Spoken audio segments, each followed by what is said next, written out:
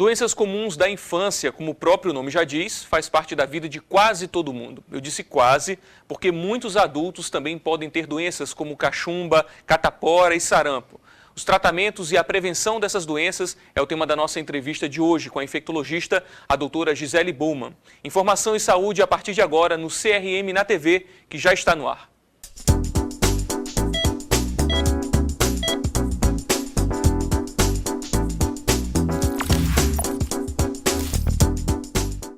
Muitas doenças parecem que aparecem somente na fase da infância, mas só aparece porque muitos adultos também podem ter algumas dessas doenças. Hoje nós vamos falar sobre essas, especificamente sobre o sarampo, que parece que está em alta. Depois de tanto tempo com a doença desaparecida do mapa, agora ela voltou em algumas regiões do Brasil com muitos casos registrados. Sobre esse assunto a gente conversa hoje com a infectologista, a doutora Gisele Bowman, que está aqui para conversar com a gente, bater um papo sobre essa e outras doenças também que se encaixam nesse pacote. Doutora, primeiro, obrigado por aceitar o nosso convite, estar aqui conversando com a gente. Então, sarampo está no auge, está sendo falado muito por conta desse surto, né, em algumas regiões especificamente, e aí o Brasil todo em alerta. Mas, doutor, antes da gente falar sobre esses casos agora, vamos falar do que é essa doença. A gente fala sobre a vacina, desde a infância a gente conhece dos livros, dos relatos, até porque ficou muito tempo fora, né, sem aparecer nenhum desses casos. E aí, o que é o sarampo para a gente entender melhor? Então, o sarampo é uma doença causada por um vírus, né? Assim como muitas outras doenças, ela causa umas manchinhas vermelhas na pele. Então, talvez essa seja a característica que as pessoas mais correlacionam a sarampo. O sarampo é febre, mais manchinha vermelha na pele. E de fato, mas assim como o sarampo, algumas outras doenças também causam essas manchinhas vermelhas. São doenças que a gente chama de exantemáticas.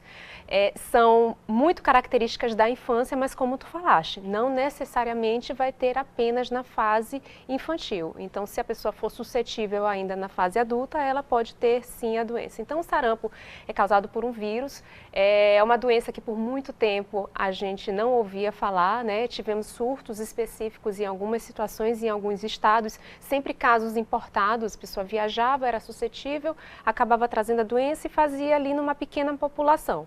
Mas o Brasil há muito tempo não tinham tantos casos como nós tivemos agora. A característica principal é um quadro que começa com febre, mal-estar, a criança fica parecendo que está gripada, o nariz escorre, tem uma tendência a ter conjuntivite, e é uma conjuntivite que, por sua característica, a gente vai falar assim, a criança, mas obviamente a gente pode ter no adulto também. A criança, ela não consegue ficar na luz, então tem muita fotofobia, fica o tempo todo assim, não consegue ficar num ambiente claro. Isso é uma característica da conjuntivite do sarampo, que habitualmente não tem nas outras conjuntivites. E aí, logo depois, 3, 4 dias, começa a aparecer as manchinhas vermelhas. Existem outras características também da doença, por exemplo, umas manchas brancas que podem acontecer na bochecha, a parte de dentro da bochecha, uma manchinha branca que tem um halo vermelhinho em volta, né? É uma característica muito específica do sarampo, chama manchas de Koplik, né? E elas têm uma tendência a aparecer no dia antes que vai aparecer a vermelhidão. Então, no livro, a gente consegue diferenciar muito bem as fases da doença e o que vai aparecer depois. Na vida real não é tão assim, né? Às vezes a gente aparece uma coisa, depois aparece outra e você perde um pouquinho essa ideia do passo a passo dos sintomas. Mas o principal problema da sarampo é que ela tem algumas complicações, né? É uma doença que você pode ter encefalite, ou seja, inflamação no cérebro, muitas vezes grave. Você pode ter pneumonia, o organismo fica suscetível a outras infecções e o paciente pode ter otite, pode ter pneumonia e eventualmente evoluir mal. Então a preocupação com sarampo é essa. É aquela doença da infância, todo mundo fica muito bem, nem sempre, né? Então a gente tem que ter essa preocupação com sarampo, principalmente com as crianças menores, que podem sofrer mais essas complicações. E doutora, por que é associado às crianças, né? E por que essas doenças e o sarampo se manifestam principalmente nas crianças, sem tirar o caso, como você falou, dos adultos que também podem ter sarampo, né? O sarampo é uma doença extremamente contagiosa. Então, se você não é vacinado e nunca teve a doença e entra em contato com alguém doente, você vai desenvolver quase certamente a doença. Isso não importa a idade, né? Isso não importa a idade, mas a tendência é que você, se não é imunizado, você vai entrar em contato o quanto antes na vida. Então, por isso que acontece mais na infância. A mesma coisa a catapora, a mesma coisa a rubéola. Se você não é imunizado, ou por vacina ou pela própria doença, você tem uma tendência o quanto antes na vida ter, porque quando você tiver o primeiro contato com a doença, a tendência é você manifestá-la. Então, por isso que a gente fala doença da infância, que é quando geralmente a gente entra em contato pela primeira vez com o vírus. Então, depois que essa criança ela teve alguma vez aí na vida, em algum momento o sarampo, ela não vai novamente desenvolver essa doença? Exatamente, ela é imunizada uma vez que ela desenvolve a doença, ou se ela tomou a vacina de forma correta, ela fica imunizada e a tendência é não ter de novo mesmo. Você falou de alguns sintomas, de quase todos os sintomas dessa doença, doutora. É facilmente confundida com outras doenças, porque são sintomas que aparecem em diversos vírus, né? Até mesmo um resfriado, uma gripe que uma pessoa pode ter. E aí, como que esse pai, geralmente esse responsável por essa criança, ele precisa acender um sinal de alerta em saber que pode ser sarampo ali naquele caso? A verdade é que hoje, nesse exato momento, nós estamos falando de sarampo porque nós estamos tendo casos mais para o norte do Brasil, mas nós já tivemos no Rio de Janeiro, já tivemos em São Paulo.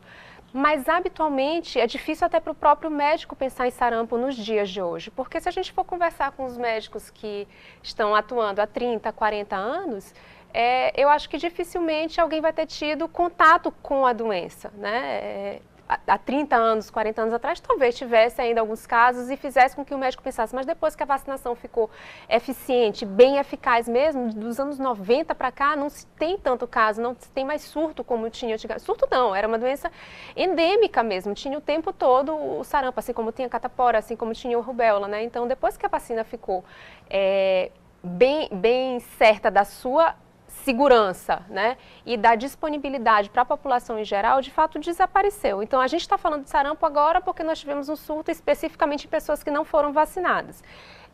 Mas para o pai pensar em sarampo, eu acho que a ideia é a pintinha mesmo, né? O que vai fazer você pensar em sarampo não é o seu filho ter 2 dias de febre, eu acho que é muito difícil, né, você pensar em sarampo com isso, mas o que faz pensar é o aparecimento da pintinha. Outra coisa, se não é vacinado e entrou em contato com alguém com suspeita ou confirmação de sarampo, ou se viajou para um lugar onde nós estamos tendo caso. Então, isso é muito importante. Hoje em dia, quais são os 2 maiores lugares que nós estamos tendo caso? É na Amazonas e em Roraima. Viajou para um desses lugares até 14 dias depois que retornou, tem que pensar em sarampo se aparecer uma doença com essas características. Febre, depois aparecimento de pintinha, a conjuntivite. E o que às vezes confunde o nosso diagnóstico é que o paciente tem coriza, o paciente tem um quadro que parece com resfriado, então às vezes confunde. Bem, como você falou, doutora, foram 97% dos casos de sarampo registrados nesses 2 estados, dos 1.053 que foram notificados até o dia 30 de julho. Bem, parece que está concentrado aí nessa região, mas durante esse tempo, onde quase não se falou de sarampo, onde é que esse vírus estava, né? Onde é que ele fica circulando e ficou guardado, aí vamos colocar assim, doutora, esperando essas pessoas que não estavam imunizadas e acabaram adquirindo a doença? Não, existem alguns lugares na Ásia, alguns lugares na Europa onde o sarampo é endêmico, onde essa cobertura vacinal ela não é tão importante como é no Brasil, né?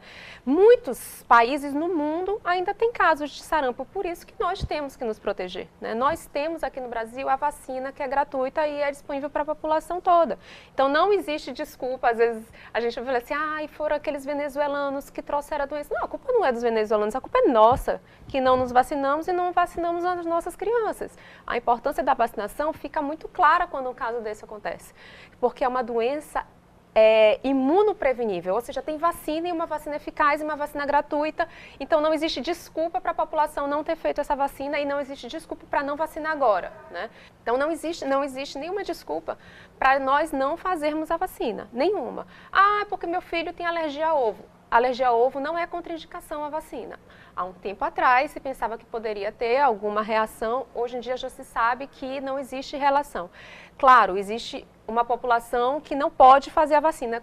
Quase toda vacina tem uma população específica que a gente diz assim, melhor não tomar. Nesse caso, são os pacientes imunocomprometidos, então é o paciente HIV que ainda está no início do tratamento, ou então o paciente que está fazendo quimioterapia, o paciente que é transplantado e usa medicamentos para deixar a imunidade baixa, e também as gestantes, né, que passa por um período que a gente não deve fazer a vacina. Tirando essas 2 populações, A vacina, ela é para a população geral, nós temos que estar imunizados. Ah, Zélia, mas eu já tenho 60 anos. Realmente não existe benefício, porque há 60 anos atrás tinha circulação do sarampo e você certamente, a probabilidade é que já entrou em contato. Ou teve a doença, ou teve um contato e realmente ficou imunizado. Qual que é a validade dessa vacina, então? Você já falou, explicou bem que ela é eficaz, né? E ela é necessária, a população precisa. A gente não quer aqui tocar terror, né? Achando que todo mundo agora vai pegar sarampo que não vacinou, mas a gente fazer com que isso não volte a acontecer, né? Qual que é a validade, então, dessa vacina? Essa criança, que hoje é um adolescente, um adulto, que já tomou outrora, como que ele precisa se comportar em relação a... Deixa eu tocar o terror? Deixa eu tocar o terror? Se você não se vacinar ou não vacinar seu filho, a gente vai ter sarampo de novo. Isso. Tá? Não, eu quis dizer no sentido de se preocupar. Não, eu sei, eu tô brincando, mas eu tô o alerta brincando. é válido. A gente tem que ter esse alerta. Às vezes, nós nunca queremos que um surto desse aconteça. Claro. Mas eu acho que é importante, de vez em quando, uma coisa dar errado para mostrar que poderia ter sido evitado. Isso. E com maneira muito simples, né? Com uma maneira muito simples, que é a vacina. E barata. E barata, é gratuita para a gente, para nós do dia a dia, é gratuita, né? O governo dá, nós já pagamos isso com os nossos impostos. Então, nós temos que tomar sim e conscientizar as pessoas à nossa volta que tem que tomar. A vacina, a recomendação é que até os 29 anos nós tenhamos 2 doses. Começa a tomar a partir de 1 ano de idade e que a gente tenha 2 doses. Habitualmente toma uma com 1 ano e outra com 15 meses. E aí está imunizado para a vida toda. Quando você toma numa situação de surto, às vezes tem essa situação de surto, você pode fazer a vacina no paciente que tem de 6 meses a 1 ano. Se essa criança tomou essa primeira vacinação de 6 meses a 1 ano, a gente não conta ela como imunizatória. Ela é contada apenas como um bloqueio vacinal. Então, eu nem boto no meu cartão que eu tomei aquela vacina para não parecer que ela está me imunizando. Você pode explicar melhor como que funciona isso daí, por favor? Certo. O bloqueio vacinal, ele acontece quando você entra em contato com alguém com sarampo, suspeita muito forte, você não é vacinado, então você tem uma chance muito grande de desenvolver a doença. Até 72 horas eu posso fazer a vacina em você, isso é considerado um bloqueio vacinal. Certo? Para você não desenvolver a doença, você começa já a ter os anticorpos, você já dá o anticorpo e você não desenvolve a doença. O nome disso é bloqueio vacinal. Se você já tem mais de 1 ano, esse bloqueio vacinal, ele conta também com uma imunização para a vida. Mas se tem entre 6 meses e 1 ano, não dá para a gente garantir que esse anticorpo vai perdurar para o resto da vida. Então, com 1 ano, a gente vacina de novo. Tá? É uma coisa muito específica, mas é porque eu achei importante a gente falar sobre isso. Então, numa situação de surto, que às vezes você tem que fazer bloqueio em uma determinada população com crianças entre 6 meses e 1 ano, essa primeira dose, ela não é contada para o calendário. Então, ela precisa de 2 doses a partir de 1 ano. Ai, mas eu não sei se eu já tomei. Não tem problema, pode tomar uma nova dose. Na dúvida, o interessante é tomar uma nova dose. A recomendação do Ministério hoje, nessa campanha que nós vamos ter agora, é independente de quantas doses a criança, se ela já tem 2 doses, se mesmo ela já tem o registro de 2 doses, até 5 anos o Ministério está recomendando fazer de novo para que a gente não tenha falha, certo? E se eu já tenho 20 anos, 21 e não sei, a recomendação é que você tenha 2 doses na vida. Então, se eu não sei, eu vou tomar 2 doses. Tomo uma agora e com intervalo de 30 dias eu tomo a segunda dose. Até 29 anos. Entre 30 e 49 anos, a recomendação é só mais uma dose, só toma uma dose, tá? A partir dos 50 anos é o que a gente falou, provavelmente já teve contato com a doença ou já, de alguma maneira, já está imunizado, não existe recomendação de fazer bloqueio ou cobertura vacinal para essa população. Ok, doutor, a gente vai conversar ainda mais um pouquinho, só um minutinho, a gente vai fazer um rápido intervalo. Vou retirar minha questão que a gente falou aqui sobre não tocar terror, a gente sabe da importância que precisa vacinar, a gente vai falar um pouco mais sobre isso depois do nosso intervalo, mas eu convido você para participar, interagir, comentar a nossa entrevista lá nas redes sociais. É só você procurar CRM Maranhão no Facebook e também no Instagram. O intervalo é rápido e a gente volta já já.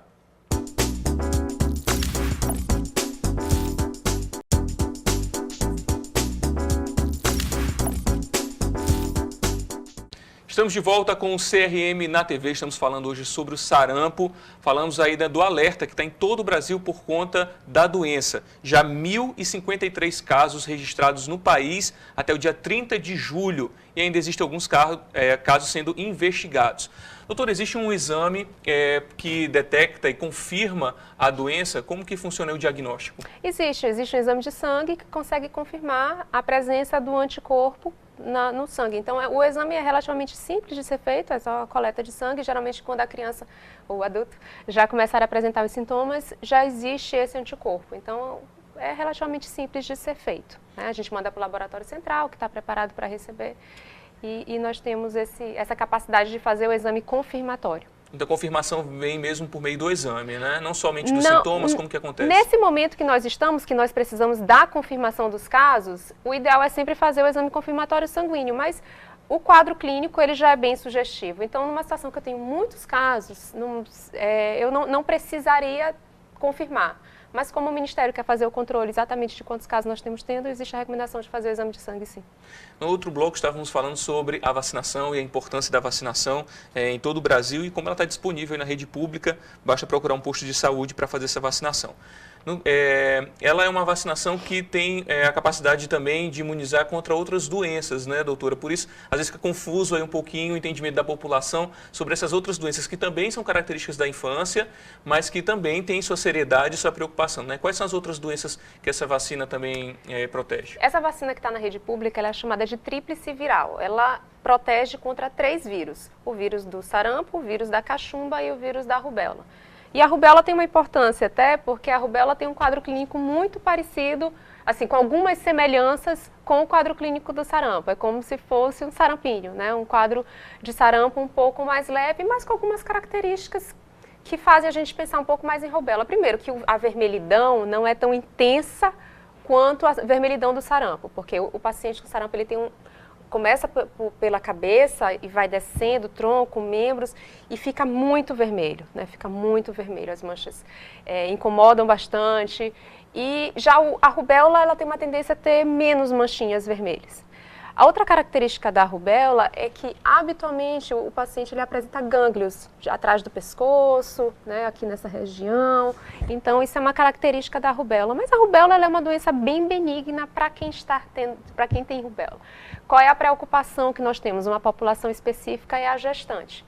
Porque a gestante que tem rubéola durante a gestação, ela pode passar para o seu bebê a doença. E aí o bebê pode nascer com a rubéola congênita. E aí é um quadro realmente muito grave, com grandes complicações para o bebê, pode nascer com problema no coração, problema no olho. Então, é um quadro que a gente tem que evitar de qualquer maneira. Então, a importância da vacinação da população é também com o objetivo de proteger as nossas futuras crianças, né? Então, proteger a gestante e depois proteger, eventualmente, nossas crianças.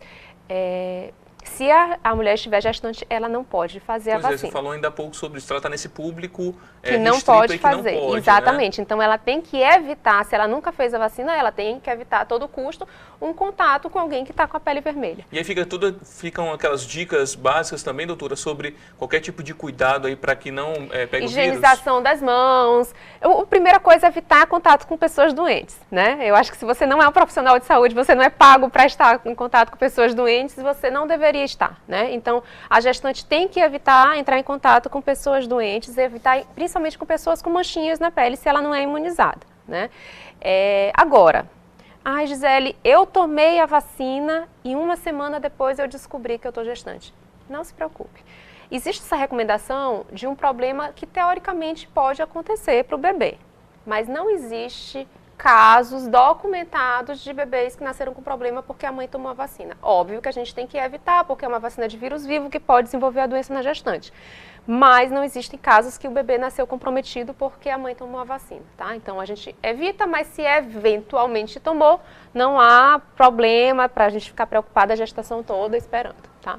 Então, essas outras doenças aí que fazem parte, como você falou, dessa vacina tríplice, então é uma imunização que a população precisa ter o hábito, né? Principalmente os pais levando as crianças aí desde cedo, para que essas doenças não sejam desenvolvidas, né, exatamente. Existem aquelas vacinas da infância que tem que tomar, né? Então, a doença que é imunoprevenível, a meningite, a meningite, a tríplice viral, a tríplice bacteriana, essas vacinas não tem por que não tomar. Então, hoje em dia, é inaceitável uma pessoa ter tétano, porque tétano é uma doença que você tem a vacina da tríplice bacteriana, não tem justificativa para você não ter feito a vacina, né?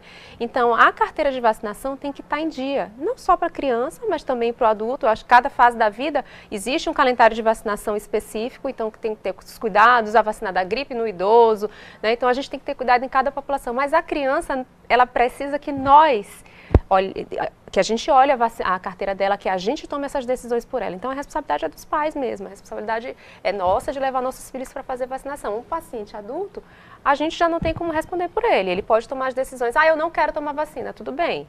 Não sei porquê, é uma ignorância, mas tudo bem. Agora, uma criança não tem justificativo. Você falou desse posicionamento de simplesmente eu não quero tomar uma vacina, né? E ignorar as consequências disso ou conhecimento sobre os benefícios dessa vacina. E aí, em época de fake news, em época de redes sociais e todo mundo sendo responsável por difundir notícias, isso também acontece com a vacinação, né, doutora? Sim. É claro que uma vacina, ela pode ter mais efeitos colaterais que outra. Qual é a preocupação com essa vacina, essa tríplice viral? Ela é uma vacina de vírus vivo. Então, se a gente fizer num paciente imunossuprimido, ela tem um risco de desenvolver a doença. Mas isso sendo uma população muito específica. Agora, toda vacina, independente de ser de vírus vivo, vírus atenuado, de bactéria, ela pode ter algum tipo de reação. Claro, toda vacina, a vacina da gripe, que é de vírus morto, você pode ter 1, 2 dias depois, febre baixa, o corpo mole, isso pode acontecer. A vacina da meningite, que as crianças sentem muito dor no local, então toda vacina pode ter um efeito colateral. Agora, isso de forma nenhuma é uma contraindicação para a vacina ser feita e você não pode desencorajar outras pessoas também de fazerem a vacina. Uma coisa é se seu filho teve uma reação muito grave a uma vacina e aí, quando for tomar uma próxima dose, tem que realmente procurar o pediatra, tem que saber se é para fazer, se não é, se for uma reação grave, talvez não vale a pena fazer. Reação da vacina, exatamente, né? Mas você já partir do princípio que isso vai acontecer com qualquer outra vacina é um pensamento errado. Né? Existem milhões de formulações para as vacinas, então às vezes uma mesma vacina que eu tenho aqui para poliomielite, eu tenho 2, 3 tipos de vacina que eu posso eventualmente sair de uma para outra e aí evitar efeitos colaterais. Diminuir a chance de efeitos colaterais. Evitar, de fato, a gente não tem como evitar, mas diminuir a chance. Né? Então, eu acho que, com o perdão da palavra, é uma burrice você não fazer a vacina que previne doenças que podem ter grandes consequências. Falar assim, mas é uma doença da infância, eu prefiro que logo tenha, isso é uma ignorância muito grande. Não existe doença sem risco. Não existe doença sem risco. Por mais boba que seja, eu quero logo que meu filho tenha catapora. Por quê? Ainda tem o colocar logo em contato com outra criança que tem para exato, não, é uma doença imunoprevenível, não tem. É claro que se ele estiver na infância é muito melhor do que depois vai desenvolver na idade adulta que tem mais complicações. Mas o ideal é que não tenha nunca, eu tenho vacina para isso, eu tenho a chance de não me contaminar. Então não tem porquê a gente ter uma doença que é prevenível.